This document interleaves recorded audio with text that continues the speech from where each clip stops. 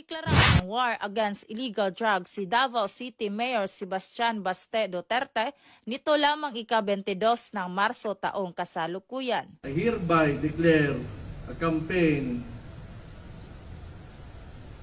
that this city is at war against drugs.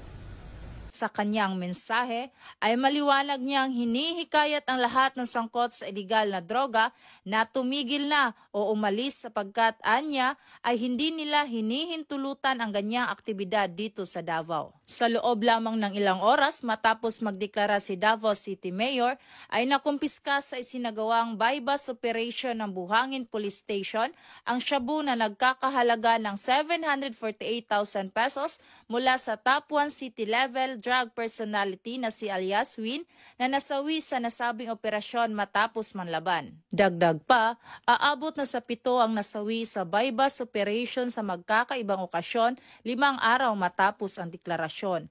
Kaugnay nito, ipinahayag din ng Davao PNP na ang bypass operation ay dati na nilang ginagawa. Sa katunayan ay aabot na sa 28 ang nawala ng buhay mula Enero hanggang kasalukuyan sa laban kontra iligal na droga. Ang deklarasyon ni Davao City Mayor Sebastian Baste Duterte hingil sa war against illegal drugs ay naghatid ng pangamba sa ilan ngunit binibigyan diin din ng PNP na POP o Police Operational Procedures pa din ang permanenteng mananaig.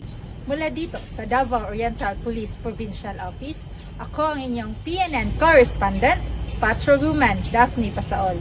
Alagad ng batas, tagataguyod ng balitang pulis. Maraming salamat, Patrolwoman Pasaol.